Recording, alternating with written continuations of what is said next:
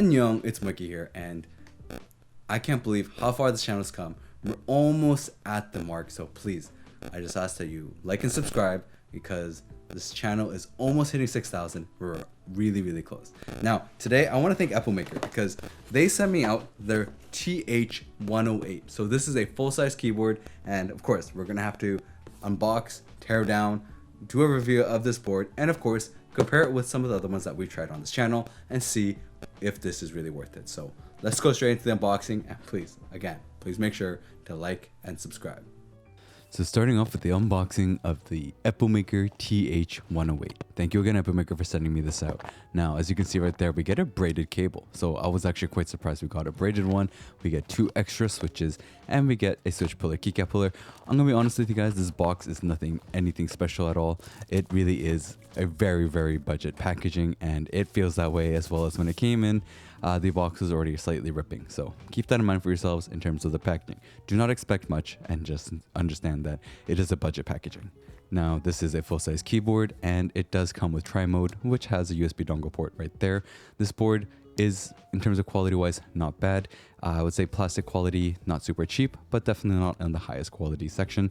And of course, we're gonna have to weigh this board to see how much it weighs before we go into sound test, and this thing weighs a total of 1.2 kilos.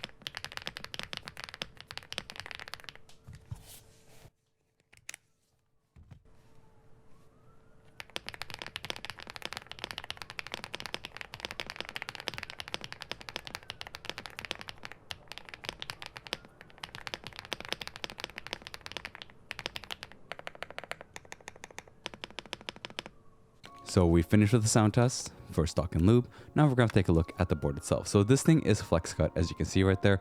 So that's that a good thing? I mean, it's something that has become very set in terms of like the current market, where a lot of budget boards are just gonna come with flex cut. It would be nice to see companies really do something different and really change it up a bit. Now we have to actually open up this board. So how do you open up one of these plastic boards? So you usually use a tool that will allow you to like wedge it in and undo the latches. One thing I noticed is that there is this plastic piece on the back of the board. You actually have to unscrew them. I thought if I unscrewed it, it would make it easy to take apart, but nope. After I did that, I realized I tried to like find a spot, because you're looking for a small like gap. Every single plastic board usually has a very small gap somewhere. I tried to figure that out, but I realized maybe it doesn't work, so let's remove the back piece. So right there, I just put in my tool, remove that back piece, and I realized there is a small section right there that's available. So I actually took out all these switches, like where the switches where you can actually use like the Bluetooth and stuff, so that way it doesn't get damaged. And then I found the small like edges that I'm able to put in my tool, and then pry open each ply. One thing to note too, the USB dongle port is actually going to be pointing out a little bit, so you actually do have to pry the plastic a little bit just to get it out. Now the sides are in the back one 4.0, and the sides about 2.9 millimeters, and the front 2.6. So in terms of the thickness of the keyboard itself, the top casing is okay, and it does feel like it's flexing. It's okay quality, but not the most amazing. Now, of course, taking a look at the stabilizer, you can see here it is a plate mounted stabilizer. It does come pre-lubed. I found these stabilizers not too bad either. I think Epomaker has done pretty good with them, and I think most brands in general, I feel like their stabilizers are pretty well done. I think most companies really have been able to really work on it and make it better. And as you saw in total, there should be a total 8 stabilizers. Now, the back has a foam that's already taped on, so it's taped onto the back of the PCB. So I had to really carefully undo part of it just to take a look and see that yes, the PCB itself is also flex cut, and you can see the cuts in there. Now, measuring the actual plate itself, so it's a PC plate, and we're looking at about 1.2 millimeters in thickness. So your usual 1.2 flex cut, and of course the PCB as well, both 1.2. Now, the bottom of the case, you get 2 4,000 mAh batteries, so total 8,000, and you have a silicone that also covers in the bottom section, which that means helps with the dampening. So there's quite a bit of dampening in this board. It's really not bad, I would say. As you can see there, it is a gasket mounted, and it has the nubs right there, so you can really see right there how it's going to be going in, and it really helps with the dampening and makes the board sound a little bit better. Now we're going to do a 2-layer tape mod on the board, put it back together, of course. And then I'm going to be doing 2 tapes as well inside the space bar just to make it sound better. And then of course, let me give you guys a sound test.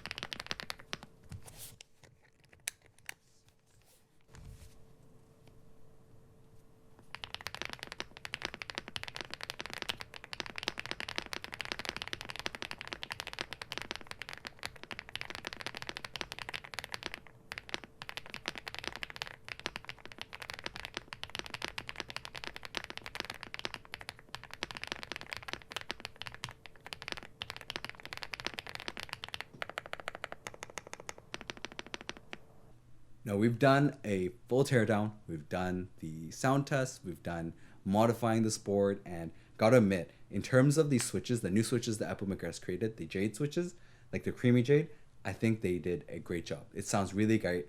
I think in terms of the sound profile, it really does remind me of like the Mechland's mint switch.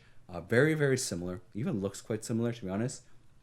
I think they did a really great job of making a board that sounds good, which I'm gonna be honest with you, I think most boards nowadays sound pretty good. It's always going the thocky route.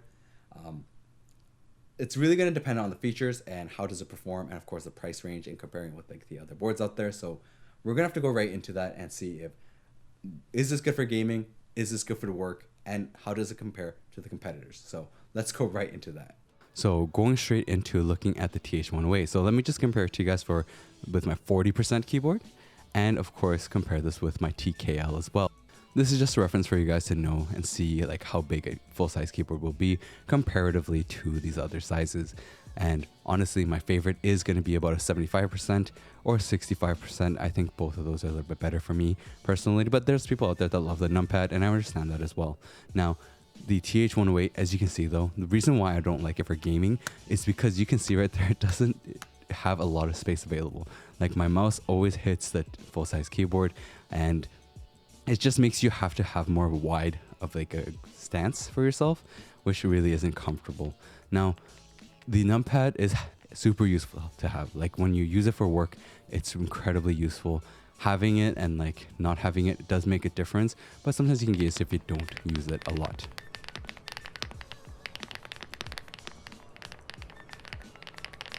Now, as you could hear right there, like in terms of the loudness of the board, it isn't too loud. It actually works well in office space.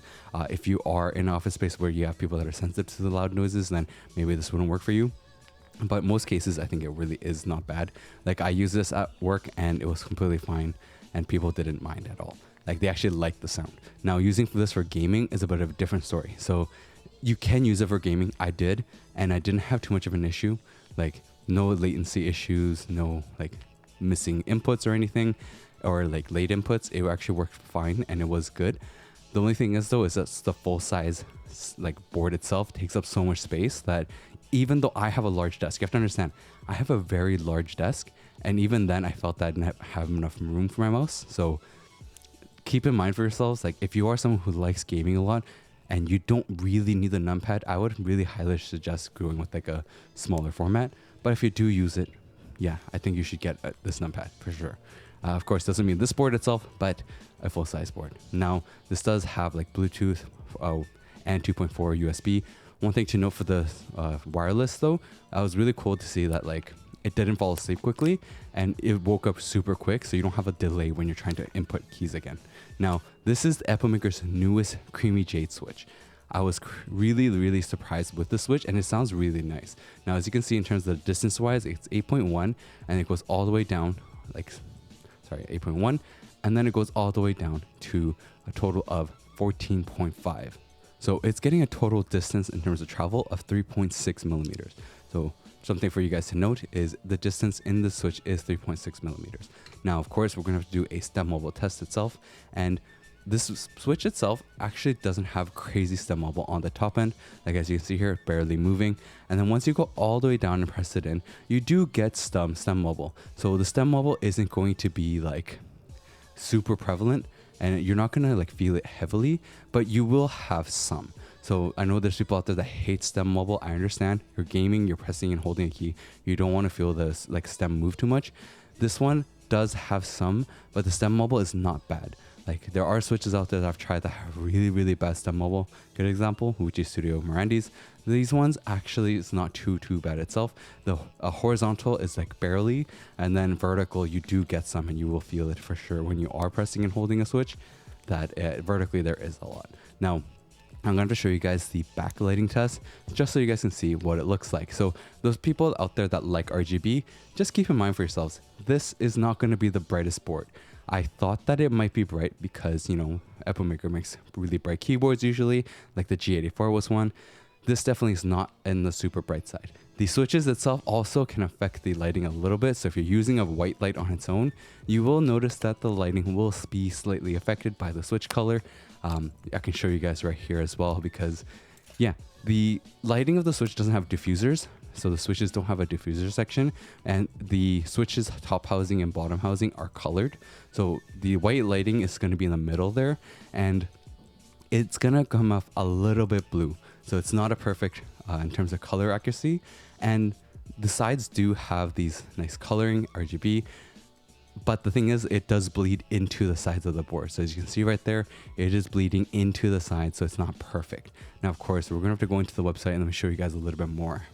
So taking a look here at the website for Epomaker, you can see here that the TH108 does come in two different colors. The black one, as you can see, does have the lighting coming through the keycaps. The blue one does not. So this does have the 8,000 mAh battery.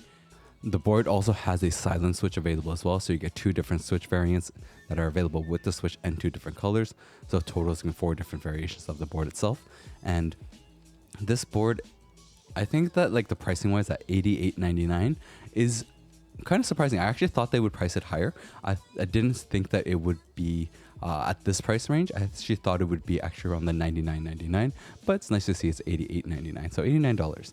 Now on the bottom of the website, you can actually see there that you can download the driver. So you can do the Epomaker UpGear driver, and once you open it, it's really just the old like rethemed not great software. I'm gonna be honest with you guys. I really do not like the software. It doesn't have a lot of customization available. I'm really not a big fan of it. The software itself doesn't even have a thing to change the lighting on the sides of your keyboard.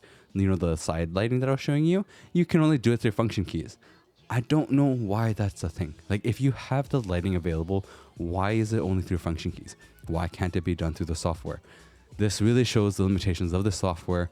Epomaker was going in a good direction with using QMK VIA. I don't know why they went back to this. I really wish they would stop doing this. Like, please. By the way, if you do change that from momentary to toggle and you keep it on toggle on the software, the board is going to be set on toggle function. So keep that in mind for yourselves. You really will need to make sure you have that setting to what you want it to be and memorize it. Because otherwise, if you have it on toggle, it might screw up. And then you're going to have to do a full factory reset. Now, doing the polling rate, we are getting 1,000 polling rate, which is more than enough for gaming, and it does work well.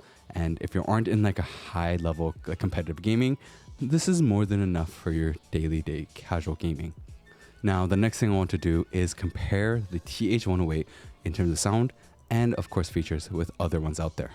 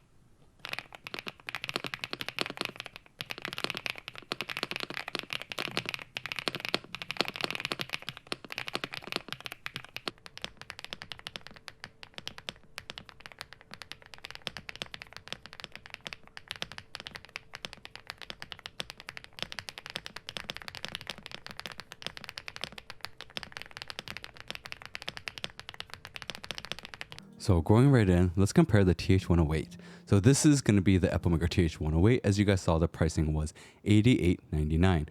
This is going to be the Aula F108.